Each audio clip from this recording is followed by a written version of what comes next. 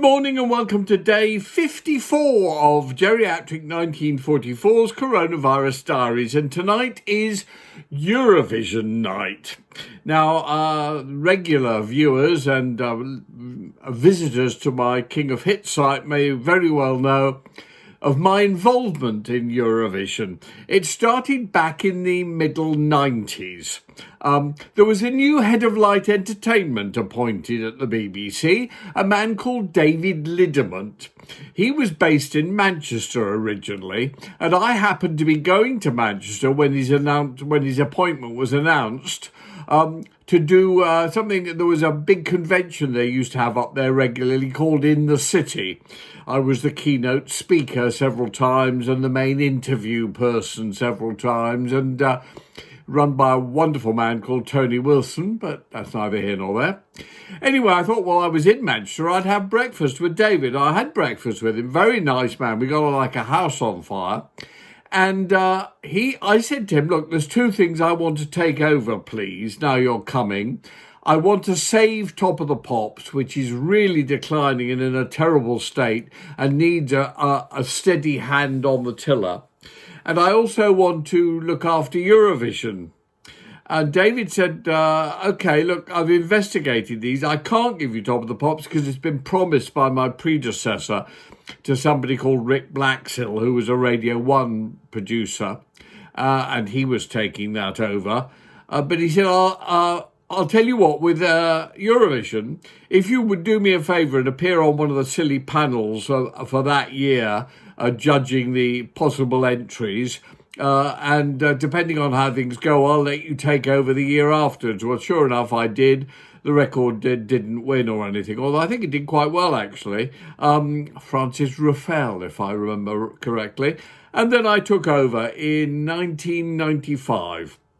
Now, I've never been particularly interested in Eurovision, but I've always thought, hey, this is something that gives exposure to good music, if you use it right, to billions of people around the world. So it really should be used. I say this because one of the bands we picked up way back in the 70s was a band called ABBA. We formed a company with them to publish all their songs called Boku. And indeed, they did eventually get the Swedish entry to Eurovision, which was Waterloo, which won, and the rest is history. So I knew how potent Eurovision could be and how powerful. First year, I found a band with a track called Love City Groove, which I thought was terrific. I thought it was a hit. They were also mixed race, all different colours of skin and everything else. And I felt that Eurovision had been really becoming only for old people and for old white people at that. So even though we only came 10th in the contest, mainly because we couldn't use backing tracks, it had to be at those stages done with a live orchestra, we really did crack it because we went into the top 10 nationally in the UK chart. It was the most played track on Kiss FM in London the week of Eurovision, which was a great triumph because it opened up the marketplace for younger listeners and all the different races. So I was pleased with that. The year afterwards, I think it was 1996, I determined to find the ultimate winner. And the track I found, which I've got an award for behind, was Ooh Ah Just a Little Bit by Gina G. And I thought that was the best ever Eurovision entry. I still do, by the way. I think it's the perfect Eurovision song. But anyway, Gina G herself was actually working behind the checkout counter in Woolworths in Hampstead at the time. She was the girlfriend of one of the people who put the record together. And she wasn't a great performer. She looked fine, but they designed a dress made out of gold coins that looked pretty awful, actually. And because it really wasn't a great performance, we only came 8th. Well, I thought if I can't win Eurovision with that, I'll never win it, so I resigned. I've told you this tale before. I was persuaded to stay on just for one last year, and I looked for a really good performer, which was Katrina, who sang with Katrina and the Waves. They had a song called Love Shine a Light, and indeed it won, and did tremendously well. Went to number 1 on the charts all over the world, sold loads of copies, and did win in Eurovision. I kept on doing Eurovision for a couple more years. I would be doing it today if it weren't for the fact that my career was rather interrupted by outside events. But I did go to several Eurovision things. I made many, many really close friends who've remained friends ever since. And I've been back a few times as well, because there is a terrific atmosphere wherever it's held. I think the main thing is it's such a light-hearted, frothy, silly kind of event that's got no significance or importance, except it is wonderfully entertaining and fun and enjoyable, and never taken dreadfully seriously, but always just great fun. And the lovely thing about it is all the top news reporters and film crews and everything attend, because it's such a big news event. And they are over the moon, because rather than have to cover the tragedies of wars and plagues and everything else, which is their normal daily diet of misery, they're here for 2 or 3 weeks. They go to the Eurovision wherever it's held, and they have a fantastic time, thoroughly enjoying themselves, covering this rather light, frothy thing. They have great meals. They're well treated. They file their stories, which have got no social significance whatsoever, but are great fun and colourful and with lots of characters.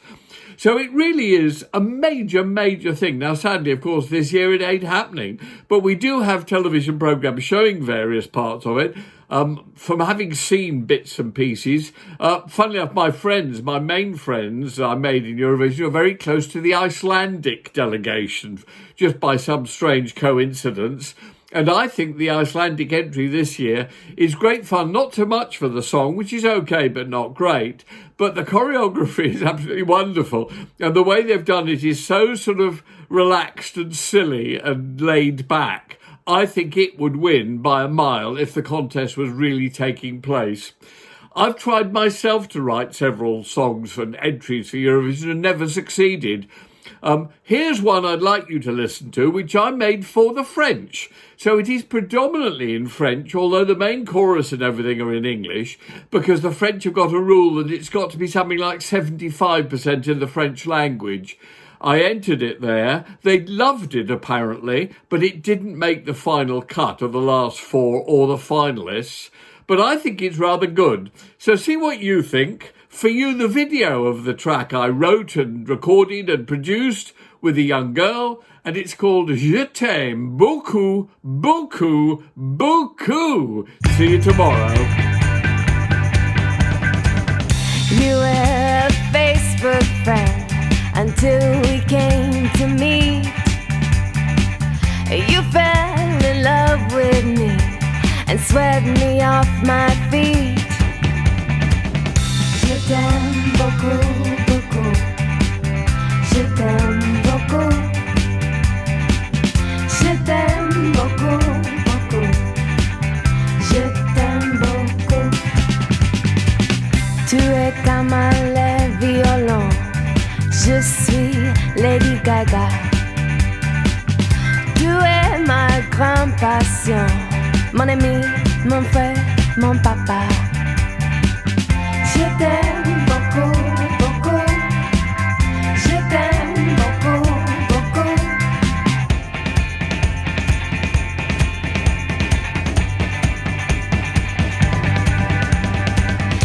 Avec tes yeux magnifiques, avec les cœurs d'or, you bring my entire world alive. You're all I'm living for. Je t'aime beaucoup, beaucoup. Je t'aime beaucoup. Je t'aime beaucoup, beaucoup. Je t'aime beaucoup.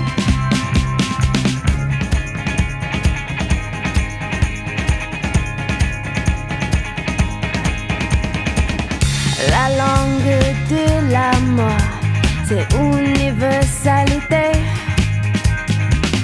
C'est pas nécessaire parler ou mauvaise quand je vais chanter. Je t'aime beaucoup, beaucoup. Je t'aime beaucoup, beaucoup.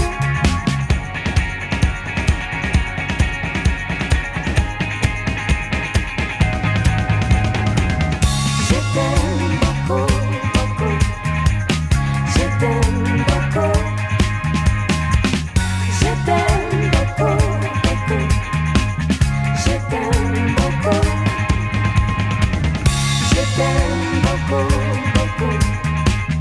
Je t'aime